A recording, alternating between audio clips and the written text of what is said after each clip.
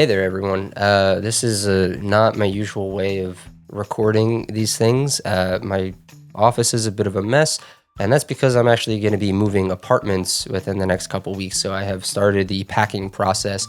But I did just go to the movies last night, and I saw Death of a Unicorn, and I was like, I need to come on here and talk about it. So I decided to set up my camera and set up my equipment, and I'm going to talk about Death of a Unicorn. And the next time you see me, I will most likely be in my new apartment, and that's going to take me a couple weeks, so be patient. Death of a Unicorn, the latest from A24, is a genre-blending, darkly comedic ride that melds campy horror with satirical comedy.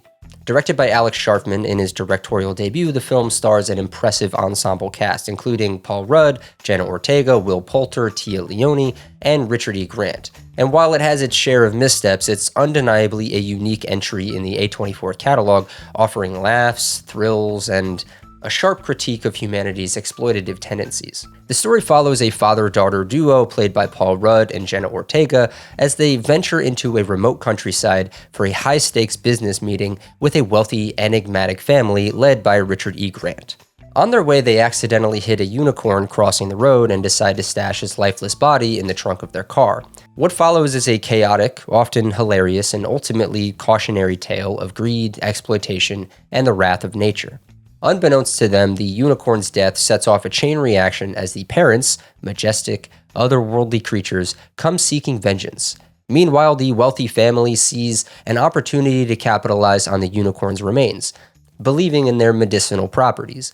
What ensues is a satirical takedown of humanity's arrogance and a monster movie that keeps you on your toes. Now, let's start with what works. Death of a Unicorn is relentlessly entertaining from its sharp comedic dialogue to its inventive kills. The film balances its campy tone with genuine moments of tension.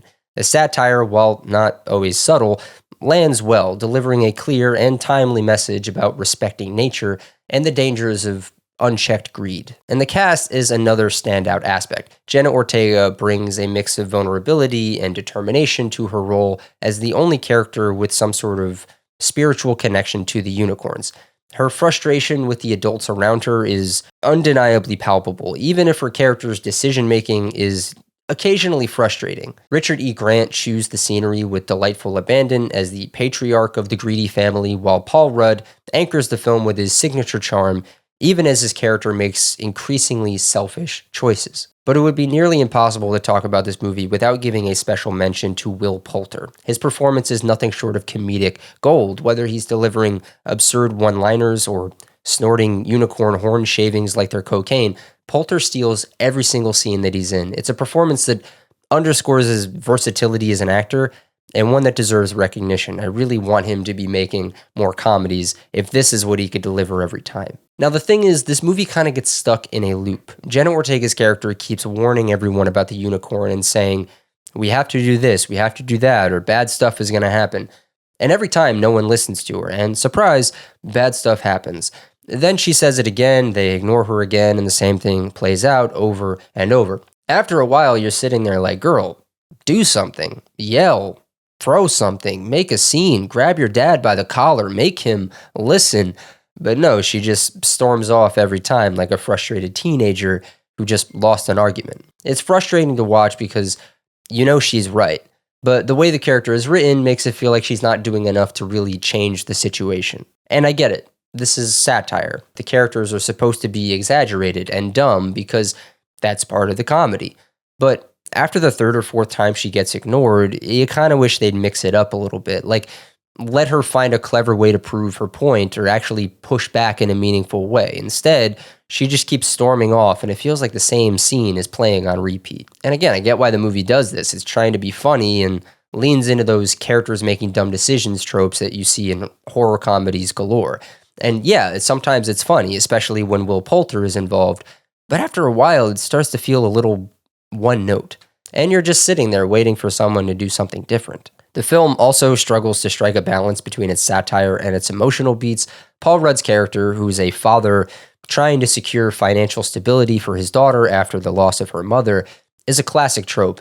Yet, his arc feels a little underdeveloped, and his eventual shift in his perspective doesn't land with the emotional weight that I feel like it needs. And I just gotta throw it out here, it's impossible to ignore the trend of eat the rich movies that have been dominating the last few years, from The Menu to Saltburn to Triangle of Sadness. These films have carved out a niche by skewering the wealthy, usually with a hefty dose of dark humor and some gory payoffs. And Death of a Unicorn fits right in with that crowd. Rich people getting what's coming to them in brutal, almost poetic fashion, thanks to the unicorns they've been exploiting. It's satisfying in a twisted way, but there's also something a little too predictable about it at this point. Now, don't get me wrong, there's a place for these kinds of stories, especially when the world feels like it's increasingly divided and the rich seem to get away with everything. But sometimes I wonder if we're heading for eat the rich fatigue. At this point, it almost feels like we're getting the same message over and over again. Wealthy people suck, and they deserve to be taken down a notch.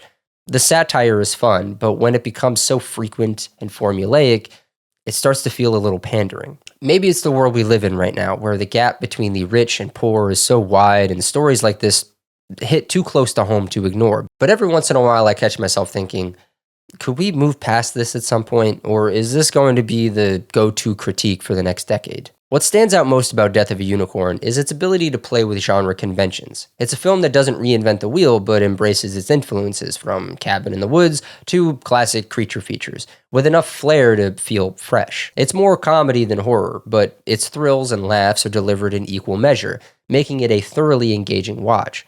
But that said, the film's reliance on familiar tropes may divide audiences. Some might see it as derivative, while others, like myself, will appreciate its commitment to the genre's roots. It's reminiscent of how we view classics today, through the lens of nostalgia, often forgetting their flaws.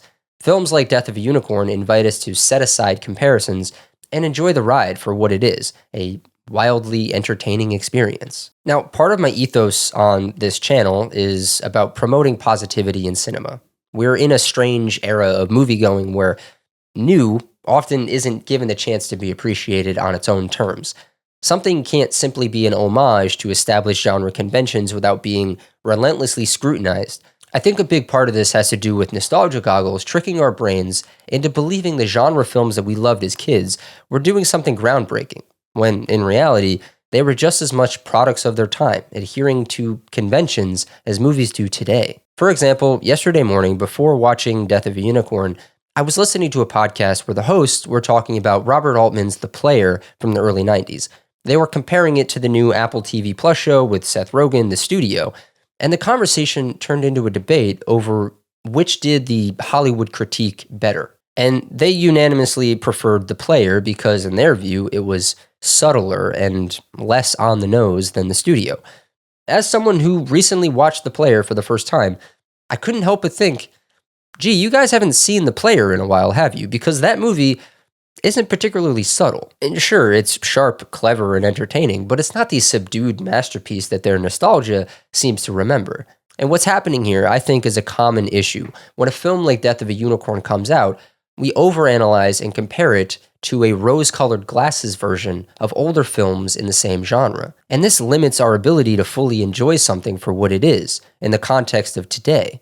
Films like Death of a Unicorn aren't trying to hide their inspirations, they're proudly wearing them on their sleeve. And isn't that the beauty of cinema? Seeing new interpretations of old themes, or even just filmmakers playing with genre conventions to create something that's fun, engaging, and of its time. This whole discussion has me thinking about the so-called death of genre pictures as we've historically known them. Cramped creature features, cabin in the woods style horror films, call them whatever you want. These are well-worn territory and genre fiction for over half a century. Think about Jaws or The Thing or Anaconda, Piranha, Alien, Tremors. These films exist in a space where they are simultaneously celebrated as genre staples while also being appreciated beyond their conventions. They deliver exactly what their audiences want, often in ways that are simple yet incredibly effective. But when I look at the landscape of non-IP creature features over the last 10 years or so, the results are sparse. Few of them have garnered any real acclaim, and many are dismissed as derivative or predictable.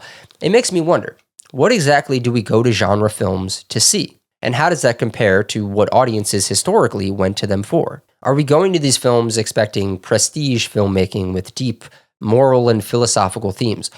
Or are we there for the ride, for shitty characters we can't wait to see meet brutal, creative deaths on screen? Somewhere along the way, we collectively decided that if a genre film wasn't attempting to blend convention with innovation, it wasn't worth our time. And this shift has fundamentally changed the way genre films are received. Where's the space for purely fun, unapologetically straightforward genre films? The ones that don't feel the need to reinvent the wheel, but still manage to deliver exactly what we love about these stories. Somewhere in this shift, we've lost something essential. And I feel that loss deeply. There's a sadness in watching genre films that were once celebrated for their simplicity and craftiness now be scrutinized into irrelevance. It's almost as if we, as an audience, have forgotten how to engage with them in the spirit that they were intended. This relentless demand for every film to be groundbreaking has narrowed our perspective on what makes genre cinema so rich and rewarding in the first place. All right, I'm going to wrap this up with my final thoughts. Death of a Unicorn is a quirky, entertaining blend of satire, comedy, and horror. Its flaws, while noticeable, don't detract from its overall charm. The film delivers a clear message about humanity's relationship with nature, wrapped in a package that's equal parts absurd and insightful. And for fans of genre mashups and dark comedies, this one is worth a watch. If nothing else, see it for Will Poulter's scene-stealing performance. While it may not be the most groundbreaking film of the year, it's one that'll keep you entertained and maybe even leave you thinking about the consequences of exploiting the world around us. That's going to do it from me on this one. If you've seen Death of a Unicorn, head down to the comments and let me know what you thought of the film, whether you agree or disagree with my thoughts in this video. Don't forget to hit the subscribe button, hit the bell to be notified when new videos come out on the channel. I got to get back to packing. I've got a lot to do before the big move, and I will see you all next time.